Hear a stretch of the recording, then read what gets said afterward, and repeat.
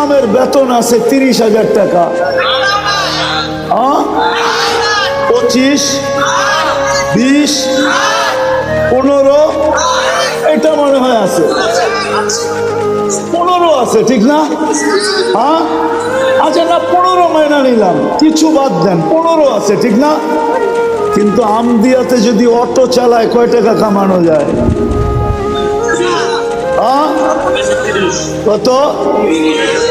20-25,000, ঠিক না? মাইনা নিলাম 20,000, তাহলে 15,000-এর থেকেও 5,000 বেশি হলো 20,000, ঠিক না? তাহলে হুজুররা অটো চালায় না কেন? অটো চালাইতে কি আমেরিকার থেকে প্রশিক্ষণ নিয়ে আসতে হয়, না ঢাকা ইউনিভার্সিটির ডিগ্রি থাকতে হয়? কোনটা? একটাও না, খালি কিনা নামলেই হয়, ঠিক না? কয়েকদিন একটু ধাক্কা ধুক্কা খাইবো, তারপরে ঠিক হয়ে আসবো, ঠিক না? এটাই তো। তাহলে হুজুররা কেন চালায় না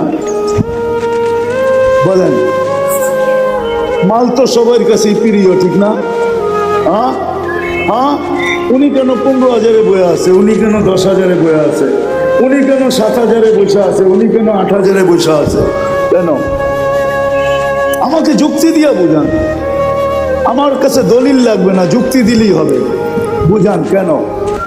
ওনার কি সংসার নাই? ওনার কি বিবি বাল বাচ্চা নাই? বরং আমাদের চেয়ে ওনাদের বাচ্চা কাচ্চা বেশি, ঠিক না? আমরা তো কই 2টা হইলেই কি, আমরা তো কই 2-এর বেশি নিয়েন না, মায়ের স্বাস্থ্য ভাঙেন না, ঠিক না? ওনারা তো কয় আল্লাহ যত দেয় দেখ, ঠিক না? কারো 7টা 8টা ডজনও আছে, ঠিক না? ঠিক হন? তারপরও 7,000 8,000-এ পড়ে আছে কেন? মাথা নষ্ট? তাহলে তো ওনার পিছে নামাজও হবে না, পাবনা নিয়ে যেতে হবে। কেন? দায়িত্ব কাঁধে, এই জন্য পড়ে আছে। দায়িত্ব কাঁধে, কাঁধে দায়িত্ব, দিলের ভিতরে ওই ব্যথা, ওই ভয় যে যদি ছেড়া চলে গেলাম, উম্মতকে দেখলাম না, তাইলে কালকে কিয়ামতের চেহারা কিভাবে দেখাবো?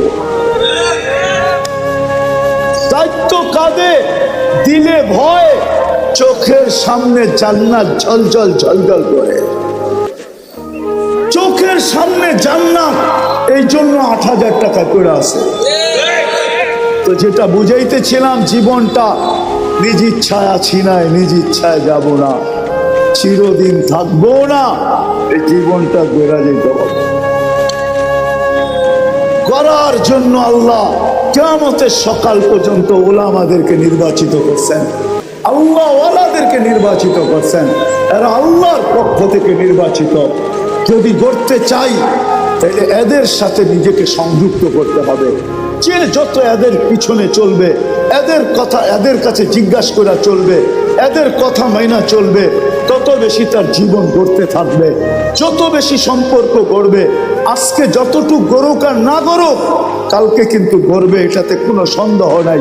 কেননা এই উম্মতকে আল্লাহ ডাইরেক্ট জাহান্নামে পাঠাবে না, সিদ্ধান্ত হইলেও পাঠাবে না, এক জায়গায় জমা করাবে, যেখান দিয়ে এই উম্মতের ওলামারা জান্নাতে যাবে। যখন ওইখানে পৌঁছবে, আল্লাহ বলবে যে যাকে চিনো ধরো। এরা কিন্তু সুপারিশকারী, সুপারিশ করতে দেরি, আমি মঞ্জুর করতে দেরি করব না। তখন সবাই ওলামাকে ধরবে। তখন ওলামাদের আওয়ামের জন্য আজকেও এদের দিলে ব্যথা আছে, যদিও বুঝাইতে পারি না, বুঝে না, কিন্তু কালকে বুঝবে, ব্যথা এদের উঠবে।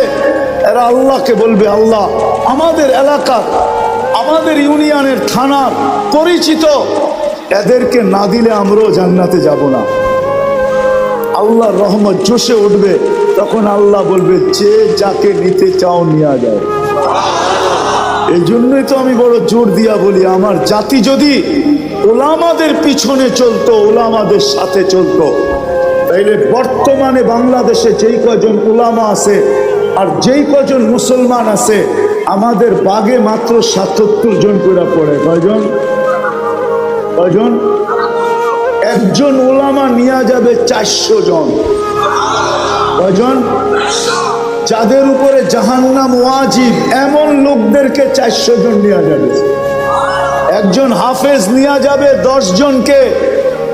আমি হাফেজেরটা বাদই দিলাম, ওলামারটা ধরলাম শুধু।